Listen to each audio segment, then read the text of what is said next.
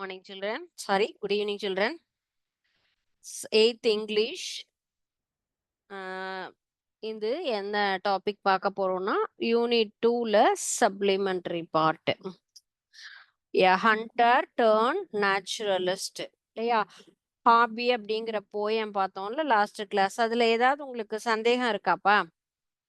அதுல ஏதாவது டவுட் இருக்கா? கிளாரிஃபிகேஷன் இருக்கா? லாஸ்ட் கிளாஸ் நம்ம பார்த்த போயத்துல உங்களுக்கு ஏதாவது டவுட் இருந்தது அப்படின்னு சொன்னா you please ask me. Okay, இன்னைக்கு நம்ம பார்க்கறது அதுல வரக்கூடிய நம்ம ஆல்ரெடி இதை ஸ்டார்ட் பண்ணிட்டோம். இந்த கதைய இன்னைக்கு தெளிவா ஃபுல்லா பார்த்துடலாம். அது சரியா? அதுக்கு முன்னாடி ஒரு திருக்குறள் பார்க்கலாமா? எஸ், இதான் திருக்குறள். குறள் எண் 562. கடிதோச்சி மெல்ல எரிக நெடிதாக்கம் நீங்காமை வேண்டுபவர். கடிதோச்சி மெல்ல எரிக நெடிதாக்கம் நீங்காமை வேண்டுபவர். சரிங்களா? என்ன கருத்து அப்படின்னு கேட்டா, ரொம்ப நாள் நெடுங்காலம் நமக்கு நீங்காமல் இருக்க விரும்புகின்றவர் குற்றம் செய்தவரை தண்டிக்கும் பொழுது அளவு கடந்து செய்வது போல் காட்டி அளவு மீறாமல் முறை செய்ய வேண்டும். யாராவது தப்பு செஞ்சுட்டாங்க அப்படின்னு சொன்னா அவங்கள அடிக்கிற மாதிரி வரணும், ஆனா அடிக்கக்கூடாது. இதுவே நம்ம வீட்டுல ஏதாவது தப்பு செஞ்சுட்டோம் அப்படின்னு சொன்னா நம்ம ஒவ்வொருத்தருக்கு ஒருத்தர் என்னது பெட்டா இருப்போம். ஒரு சிலர் அப்பா செல்லம், ஒரு சிலர் அம்மா செல்லம். இப்போ அம்மா செல்லம்மா இருக்கவங்க நம்ம ஏதாவது தப்பு செஞ்சுட்டோம்னா அப்பா அடிக்க வருவாங்க. உடனே அம்மா அதை தடுத்து இல்ல வேண்டாம் அப்படிங்கிற மாதிரி இல்ல உங்களை இவங்க திருப்பி மீண்டும் என்னது அடிக்கிற மாதிரி அடிக்காம காப்பாத்திடுவாங்க இல்லையா?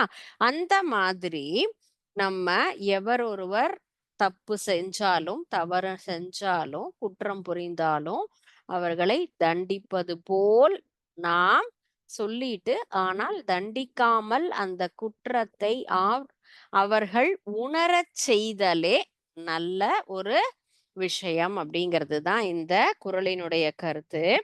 யூஸ்வலா ஸ்கூல்ல நடக்கக்கூடிய ஒரு சின்ன இன்சிடென்ட் ரெகுலரா என்ன கொடுப்பாங்க டீச்சர்?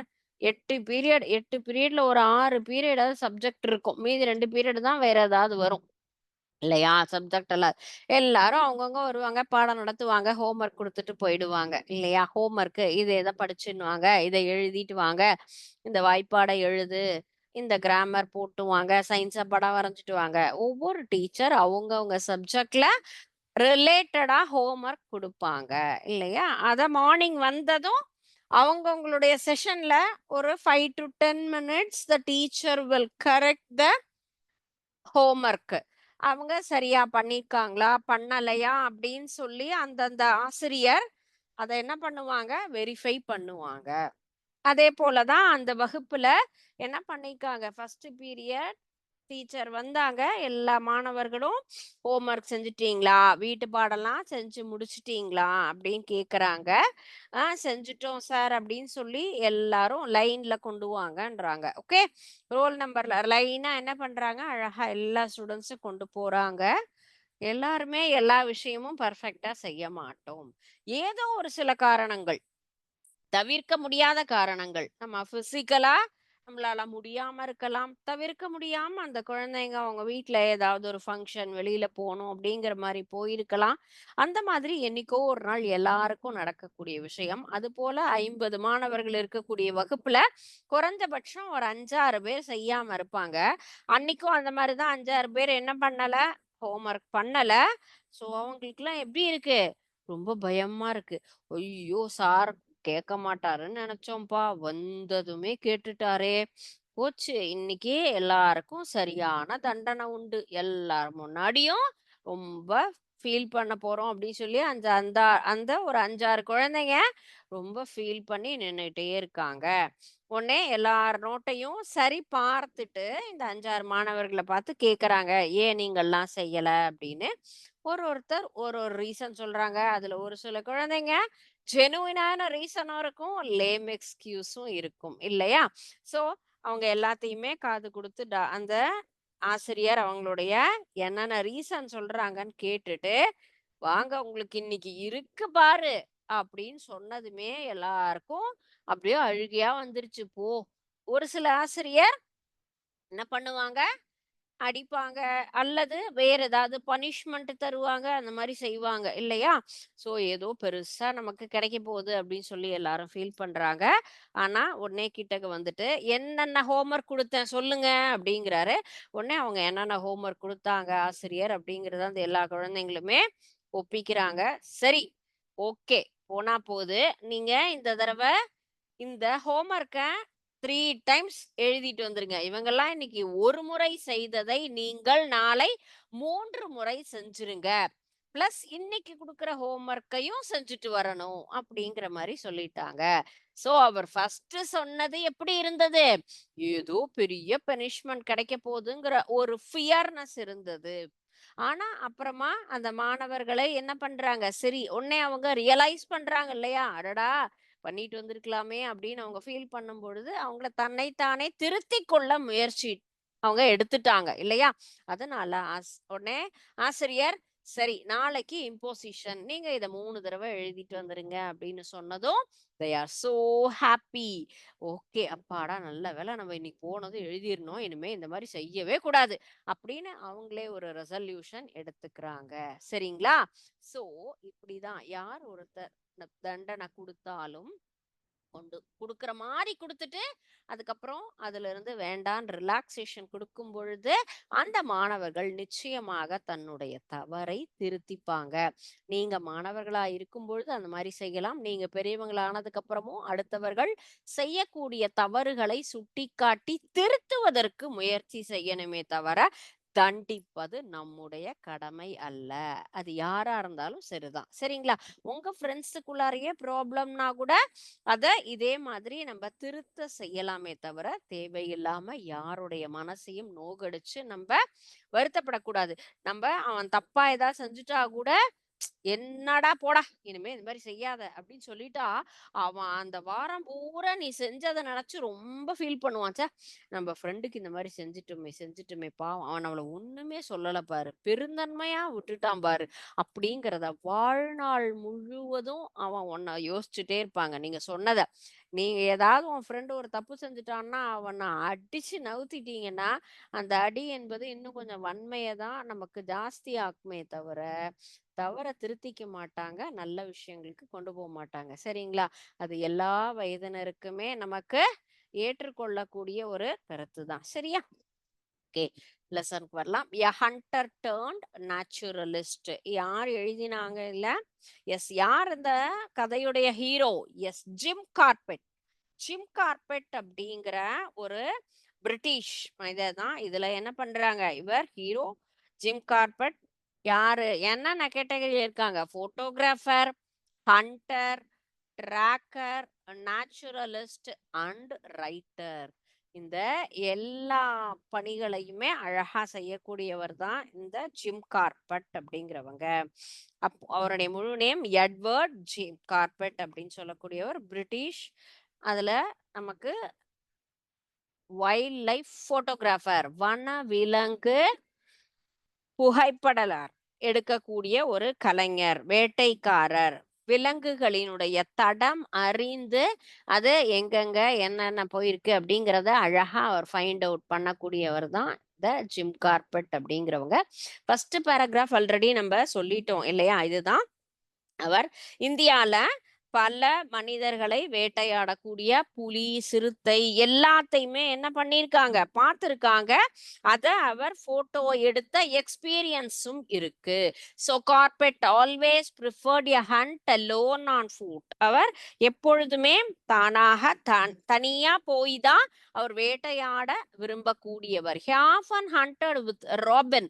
அவருடைய நாயோடைய பெயர் தான் ராபின். அவர் தன்னுடைய நாயோட தான் என்ன பண்றாரு? போய் ஹண்டிங்க்கு வேட்டையாடுவதற்கு அவர் எப்பயும் போவாங்க. Though he was an expert hunter, he admired wildlife. அவர் எப்பயுமே வேட்டையாடுவதில் மிகச்சிறந்த ஒரு மனிதர். எல்லா விலங்குகளையுமே வேட்டையாடுவதுல ரொம்ப அழகா வேட்டையாடுவர்.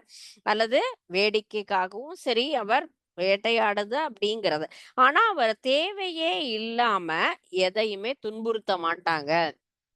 யாரையும் he did not like kill wild animals for pleasure. சந்தோஷத்துக்காக அவர் எப்பயுமே வேட்டையாட மாட்டாங்க. But he did not hesitate to kill man-eating tigers or leopards. ஆனா மனுஷங்களை கொல்லக்கூடிய ஒரு காட்டு மிருகங்களை கொல்வதற்கு தயங்க மாட்டார். Hesitate, meaning of hesitate is தயங்குதல். Don't hesitate to ask sorry. ஏதாவது ஒரு தப்பு செஞ்சுட்டு அப்படியே நின்னுட்டே இருந்தோம்னா தவறு. மன்னிப்பு கேட்க எதுக்குமே தயங்கவே தயங்காத அப்படின்னு நம்ம சொல்லுவோம். ஸோ ஹெசிடேட் அப்படிங்கிற டேர்ம்னுடைய மீனிங் என்னன்னா தயங்குதல். எந்த ஒரு மன்னிப்பு கேட்கவும் தயங்க கூடாது. அதே போல இவர் என்ன சொல்றாரு, அவர் வந்துட்டு மனிதர்களை கொல்லக்கூடிய மிகப்பெரிய டைகர், லியோபேடெல்லாம் பொதுவா சந்தோஷத்திற்கோ ஹாப்பினஸ்க்கோ எல்லாம் வேட்டையாட மாட்டார். ஆனா மனுஷங்களை கொல்லுதுன்னா அதை வேட்டையாடாம விட மாட்டாரு. He hunted these animals only to help people, only at request for the government. அவர் மனிதர்களுக்காகவும் நம்முடைய அரசாங்கம் அவரை இந்த மாதிரி நிறைய பிராணிகள் நம்மள துன்புறுத்துது, அங்க இருக்கக்கூடிய மனிதர்கள் எல்லாரையும் துன்புறுத்துது. சோ அவங்கள மட்டும் என்ன பண்ணுங்க, வேட்டையாடுங்க நான் அவர்கிட்ட ரெக்வஸ்ட் பண்ணிட்டதுனாலதான் அவர் எதுக்கு வந்திருக்காரு, இங்க வேட்டையாட வந்திருக்காரு. He took no joy from the kill. He often said that not against the law of nature but against the law of human. அவர் என்ன அவருடைய அவருடைய எண்ணம் என்ன, கோட்பாடுன்னு சொன்னா இப்போ என்ன பண்ணுது, ஆக்சுவலா நமக்கு வந்துட்டு எல்லா இடத்துலயும் வேட்டையாடணும். இயற்கையினுடைய விதிக்கே அவர் எதிரானது கிடையாது, எதிரானவர் இல்ல. ஆனா மனிதர்களுடைய விதிக்கு எதிராக இருக்கக்கூடிய எல்லா விஷயங்களையுமே வேட்டையாடுவார். நம்முடைய நன்மைக்காக செய்யக்கூடிய ஒரு செயல்தான். சரிங்களா? According to this theory, a tiger starts eating humans when they grow old or get hurt. As they cannot run fast, they start killing humans. People cannot run as fast as animals, so they become easy prey. After eating human flesh once, a tiger will not eat any other flesh. These tigers are called man-eaters. According to this theory, a tiger starts eating humans when they grow old or get hurt. அவருடைய கோட்பாடுபடி ஒவ்வொரு புலியும் இப்ப நம்மளுடைய இதுல வயசாயிடுச்சு அப்படின்னு சொன்னா மனிதர்கள்ல என்ன பண்ணுவாங்க, அவங்க வீட்டுல இருக்கக்கூடிய அடுத்த ஜெனரேஷன் அவங்களுக்கு சப்போர்ட் பண்ணுவாங்க. வேலைக்கு போக வேண்டாம், நான் பாத்துக்கிறேன், அப்பா அம்மாக்கு வயசாயிடுத்து அப்படின்லாம் சொல்றாங்க இல்லையா? அது போல இந்த விலங்குகளுக்கும் ஒரு புலியோ சிங்கமோ காயம் அடைஞ்சாலோ அல்லது அதுக்கு ரொம்ப வயசானாலோ என்ன பண்ணுது, மனிதர்களை உணவாக எடுத்துக்கொள்ள ஆரம்பிக்குது. as they cannot run fast because they old. அவங்களுக்கு வயசாயிடுச்சு இல்லையா, அதனால அவங்களால ஓட முடியல. இப்போ நம்ம வீட்டுல இருக்கக்கூடிய பாட்டி தாத்தா எல்லாம் யங்கா இருக்கும் போது யங் சாம்ப் அப்படிங்கிற மாதிரி தான் எல்லா ஒர்க்கும் பண்ணிருப்பாங்க. ஆனால் முதுமை வந்ததுக்கு அப்புறமா 40ல ஓடின மாதிரி 80ல ஓட முடியாது, அவங்களால பணி செய்ய இயலாதுங்கிறதுனால அவங்களுக்கு அடுத்த ஜெனரேஷன் சப்போர்ட் பண்ணுவாங்க. ஆனா விலங்குகளுக்கு அப்படி யாரும் இல்லங்கிறதுனால as they cannot run fast, they start killing humans. அப்ப வேறு விலங்குகளை அடித்து உண்பதற்கு வேகமாக ஓட இயலாததால் மனிதர்கள் அகப்பட்டா உடனே சாப்பிட்டுருது. people cannot run as fast animals. இப்போ ஒரு சீட்டா ஓடுற மாதிரி என்னாலையும் ஒன்னாலையும் ஓட முடியுமா? not possible. So they become easy to prey. So அதனால நம்மால அவங்க விலங்குகளுக்கு ஈடா ஓட முடியலங்கிறதுனால நம்மள சீக்கிரமா அடிச்சு சாப்பிட்டுறாங்க. அதை விட இன்னொரு point, after eating human flush once, a tiger will not eat any other flesh. மனுஷங்களுடைய மாமிசத்தை சாப்பிட பழகிடுச்சுன்னா வேற எந்த விலங்கினுடைய மாமிசத்தையும் உண்ண பிடிக்காது. இப்போ நம்ம சொல்லுவோம் இல்லையா, எங்க அம்மா சமைச்ச சாப்பாட்டை சாப்பிட்டா வெளியில எங்கேயுமே சாப்பிட மாட்டேன்ப்பா. எங்க வீட்ல குக் பண்ற மாதிரி யாரும் பண்ண மாட்டாங்க. அவங்களுடைய வீட்டு உணவு என்பது ஸ்பெஷல். அதுக்கு ஈடே கிடையாது. அதே போல நம்ம ஊர்ல ஒரு ஸ்பெஷல்னா சொல்லுவோம் இல்லையா? திருப்பதினா லட்டு, திருநெல்வேலினா அல்வா, சேலம்னா மாம்பழம். அந்த சுவைக்கு ஈடு வேற எதுவுமே இல்லங்கிறதுனால நம்ம என்ன சொல்றோம்? அதுக்கு சிறப்பு பெயர் குடுத்து சொல்றோம் இல்லையா? அது போல தான் மனிதர்கள அடிச்சு சாப்பிட்டுறது சொன்னா, அவங்க மாமிசத்த சாப்பிட்டா என்னது? வேற அவ்வளவு டேஸ்டியா இருக்கும் போல. அதனால வேற விலங்குகள தேடாம மனுஷங்களையே தேடி, தேடி, தேடி அடிச்சு சாப்பிடுமாம். அந்த மாதிரி விலங்குகளுக்கு என்ன பேரு? Man eaters. மனிதர்களை கொன்று எடுத்துக்கொள்ளக்கூடிய ஒரு விலங்கு. ஆட்கொல்லிகள்னு சொல்லுவோம் இல்லையா? அந்த மாதிரி விலங்க தான் என்ன சொல்றோம்? Man eaters. So such a peculiar character is இல்லையா? மனுஷங்கள சாப்பிட தெரிஞ்சுச்சுன்னா, சாப்பிட்டு ருசி பார்த்துருச்சுன்னா, வேற எந்த ஒரு இதையும் சாப்பிடாது இல்லையா? அது போல நம்மளுக்கு பிடிச்ச உணவ நம்ம நல்லா சாப்பிட்டுட்டோம்னா, அதே மாதிரி பண்ணுங்க, வேற வேண்டாம் அப்படின்லாம் அம்மாட்ட ரெக்வெஸ்ட் பண்ணுவோம்ல, அது போல தான். His first man-eating tiger hunt was the Champwan tiger. It was a Bengal tigress responsible for nearly 436 deaths in Nepal and the Kumaon area of India. Her attacks have been listed in the Guinness Book of World Records as the highest number of the fatalities from the tiger. So she was shot in 1907 by Jim Corbett. So இப்போ இவருடைய இது முதல்ல the man eater ஆட்கொல்லி அப்படின்னு சொல்லக்கூடியது யார் அவர் கொன்னாரு? இந்த மாதிரி ஃபர்ஸ்டே அவருடைய கான்செப்ட் என்ன? என்னுடைய நோக்கம் இதுதான் அப்படின்னு இருக்காரு. என்ன தொந்தரவு பண்ணாத வரைக்கும் நான் யாரையும் தொந்தரவு பண்ண மாட்டேன். என்ன தொந்தரவு பண்ணுச்சு, இல்ல மத்த மனுஷங்கள அடிச்சு கொன்னுதுன்னா, நான் அத சும்மா விட மாட்டேன். இதுதான் ஜிம் கார்பெட்டுடைய குறிக்கோள் இல்லையா? இப்போ இந்த புலியாகப்பட்டது ஏன்னா இந்த மாதிரி ஆட்கொல்லி விலங்குகள மேன் ஈட்டர்ஸ தேடி தேடி அவர் என்ன பண்றாரு? அவர் வேட்டையாடுறாரு. அதுல அவருடைய ஃபர்ஸ்ட் வேட்டையாடின விலங்கு எது அப்படின்னா, his first man-eating tiger hunt was the Champwan tiger. Champawat அப்படிங்கிற ஒரு புலிய தான் அவர் முதலாக அவர் வேட்டையாடி இருக்காங்க. இது எங்க இருக்குன்னா, இந்தியாவினுடைய குமாவோன் அப்படிங்கிற ஒரு பகுதியில இருக்கக்கூடியது. சரிங்களா? நேபாளம் மற்றும் இந்தியால குமாவோன் பகுதியில எத்தனை பேர் இறப்பதற்கு காரணமாக இருக்குன்னா 436 மனிதர்களை அடிச்சு உணவா சாப்பிட்டிருக்கு. அவர்களுடைய இறப்பிற்கு காரணம் இந்த புலிதான். சரிங்களா? சோ அந்த புலிய தான் அவர் என்ன பண்ணிருக்காரு? முதல்ல அவரு ஃபுல்லா ஹண்ட் பண்ணியிருக்காரு. அதுவும் பெண் புலி. ஆண் புலி இல்ல, பெண் புலி. Tigress. Responsible for nearly 436 deaths in Nepal and Kumaon area of India. Her attacks have been listed in the எதுல வந்திருக்கு? கின்னஸ் புக்ல ரெக்கார்டு. கின்னஸ் புக் அப்படிங்கிறது எதுக்காக இருக்கக்கூடியதுப்பா? நல்ல சாதனைகள், நீச்சல்ல சாதனை புரிஞ்சவங்க, ஓட்டப்பந்தயத்துல சாதனை புரிஞ்சவங்க அப்படிங்கிறவங்களையெல்லாம் ரெக்கார்டடா நம்ம அதுல ரெஜிஸ்டர் பண்ணுவோம். ஆனா இந்த கின்னஸ் புத்தகத்துல இந்த புலி, இந்த சம்பவத்ங்கிற ஒரு புலியாகப்பட்டது 436 மனிதர்களின் இறப்பிற்கு காரணமாக இருக்குங்கிறத ரெக்கார்டா நமக்கு கொடுத்திருக்காங்க. Highest number of fatalities. Fatalities அப்படிங்கிறதுனுடைய மீனிங் என்னன்னா உயிர் இழப்பு. ஃபெட்டாலிட்டிஸ்னா என்னப்பா?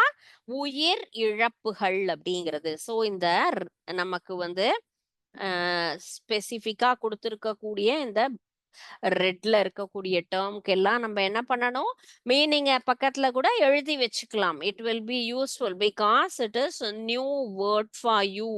நமக்கு அன்னோன் வேர்ட், புதிதாக நம்ம லேர்ன் பண்ணக்கூடிய ஒரு வார்த்தைகள் இல்லையா? அந்த ஃபெட்டாலிட்டிஸ் அப்படிங்கிறது உயிர் இழப்புகள் அப்படிங்கிறது. எத்தனை உயிரிழப்புகள்? இதுதான் அதிகமான ஒரு உயிரிழப்பு அப்படின்னு சொல்லக்கூடியது. 1907ஆம் ஆண்டு ஜிம் கார்பெட் இதை என்ன பண்ணிடுறாரு, அவர் ஷூட் பண்ணி கொன்னுடுறாங்க. ஓகே, சோ இந்த பேசேஜ்ல நம்ம லேர்ன் பண்ணினது என்னது, புலி யாரை எப்படி சாப்பிடும், புலி நம்ம உணவை சாப்பிட்டுட்டா, மாமிசத்தை சாப்பிட்டா வேற எந்த விலங்கையும் சாப்பிடாது.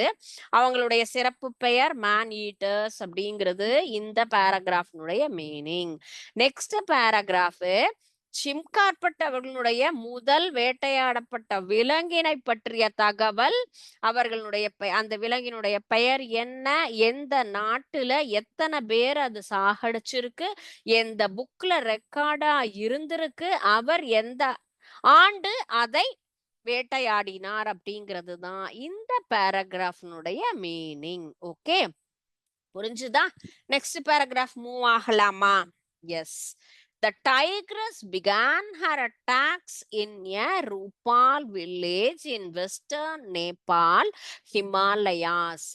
Hunters were sent to kill the tiger, but she managed to escape from them.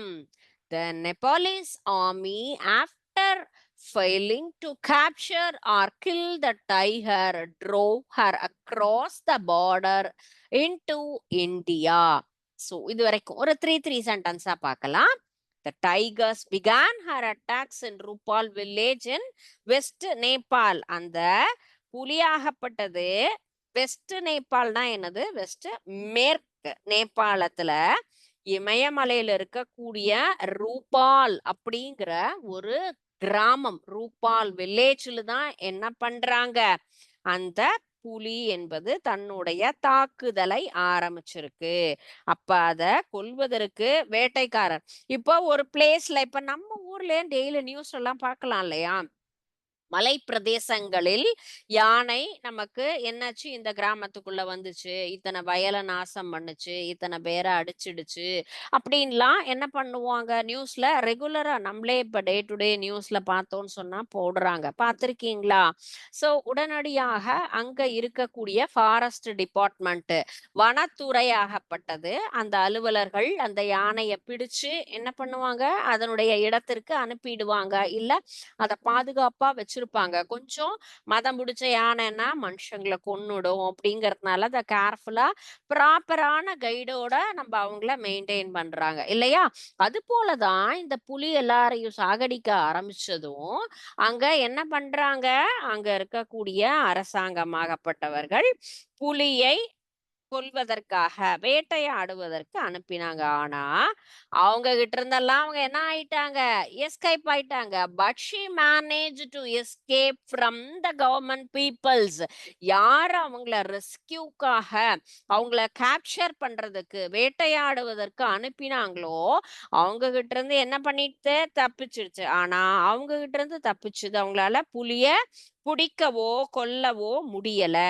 அதனால நமக்கு எந்த ஒரு இதா இருந்தாலும் நம்ம லாஸ்டா யாரு ஹெல்ப் கேட்போம், ஆர்மி டிபார்ட்மெண்ட், ராணுவம் இல்லையா? the Nepalese army, after failing to capture or kill the tiger, drove her across the border into India.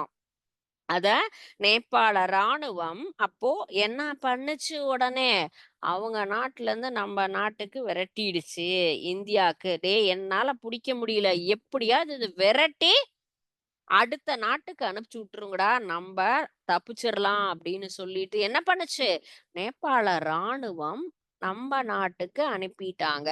So drove her across the border to India. நம்முடைய அவங்களுடைய எல்லையிலிருந்து நம்முடைய இந்தியாவுக்கு அனுப்பிச்சிட்டாங்க. ஸோ அது எந்த மாவட்டம், குமோவோன் மாவட்டத்துல தான் இந்த ஒரு தாக்குதலை அது மீண்டும் தொடர்ந்தது. She continued her killings in the Kumaon districts. All her kills happened during the daylight. After several incidents, people start going into the forest to collect firewood, fruits, roots and other things. நம்ம எதற்காக காட்டுக்கு போவோம்ப்பா? நம்ம சாதாரணமா போறது மூலிகை மருந்துகள்லாம் எடுக்கிறதுக்கு, வீட்டுக்கு தேவையான விறகெல்லாம் எடுத்துட்டு வரதுக்கு, அல்லது அங்க கிடைக்கக்கூடிய அந்த செடி கொடிகள், பழங்கள், வேர்கள், உணவாக எடுத்துக்கொள்ளக்கூடிய பொருள்களின் கலெக்ஷனுக்காக தான் நம்ம என்ன பண்றோம்? அந்த இடத்துக்கு நம்ம காட்டுக்கு போறோம். ஆனா இந்த புலியினுடைய தாக்குதல் ரொம்ப ஜாஸ்தியாயிடுச்சுன்னா மக்கள் எல்லாருமே அங்க போவதற்கு அச்சப்பட்டு என்ன பண்ணிட்டாங்க? காட்டுக்கு போறதையே நிறுத்திட்டாங்க. சோ செவரல் இன்சிடென்ட்ஸ், பல நிகழ்வுகள் இந்த மாதிரி நடந்ததுக்கு அப்புறமா எல்லாரும் அங்க போறத ஸ்டாப் பண்ணிட்டாங்க. They were terrified to go out and refused to leave their huts for work after hearing her roar from the forest.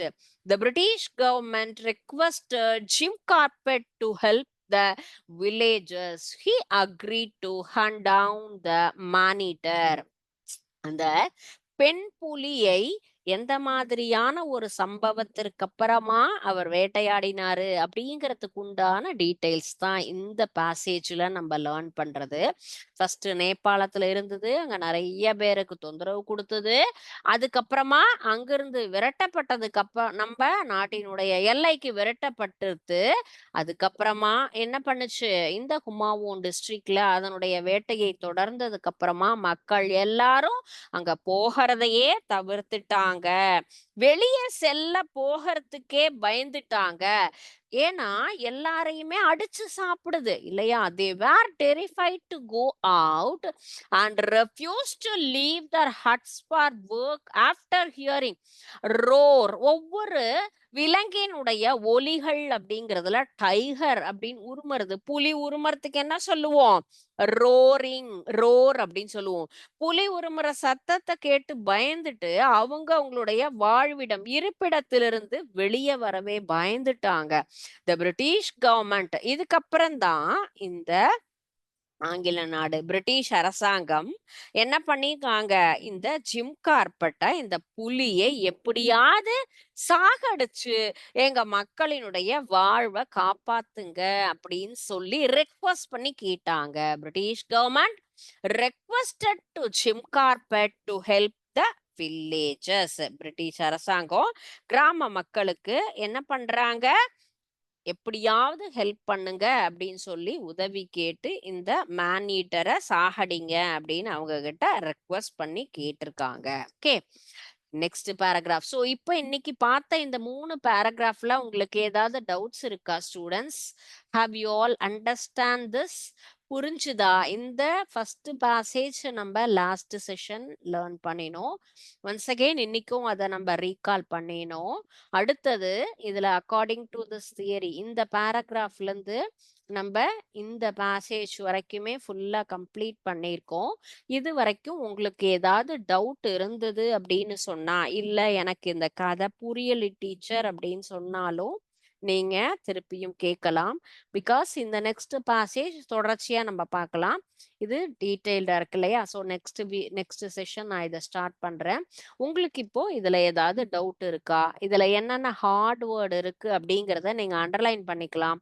New வேர்டா capture அப்படிங்கிறது நமக்கு நியூவா இருக்கு இல்லையா? ஸோ ரெஃப்யூஸ், இந்த மாதிரி சின்ன சின்ன புது வார்த்தைகள், கடினமான வார்த்தைகளை நம்ம கத்துக்கும் போது அதை பக்கத்துல அடிக்கோடிட்டு அதனுடைய மீனிங்க நீங்க உங்களுக்கு புரியும்படியா எந்த லாங்குவேஜோ, Tamil or English, you translate. இத நம்ம சின்ன சின்ன வார்த்தைகளுக்கு உண்டான ஒரு பொருளை பக்கத்துல எழுதி வச்சுக்கலாம். அப்பதான் அடுத்து நம்ம ரிவைஸ் பண்ணும் பொழுது நமக்கு அது டக்குன்னு புரியும். அந்த டயத்துல நம்ம டிக்ஷனரி எடுத்து தேட வேண்டாம் இல்லையா? ஏன்னா அர்த்தம் புரிஞ்சு படிச்சுட்டோம் அப்படின்னு சொன்னா நமக்கு பாடம் என்பது ரொம்ப எளிதாக இருக்கும். சரியா? ஏதாவது டவுட் இருந்தா கேட்கலாம் ஸ்டூடெண்ட்ஸ். இதுல வந்தது ஹெசிடேட் அண்ட் தென் ஃபெட்டாலிட்டிஸ், தயங்குதல், உயிரிழப்புகள் அப்படிங்கிற அந்த புது வார்த்தைகள் நமக்கு பிளாக் லெட்டர்ஸ் ரெட் கலர்ல இருந்தது. நீங்க அதுக்கு பக்கத்துல எழுதிக்கங்க.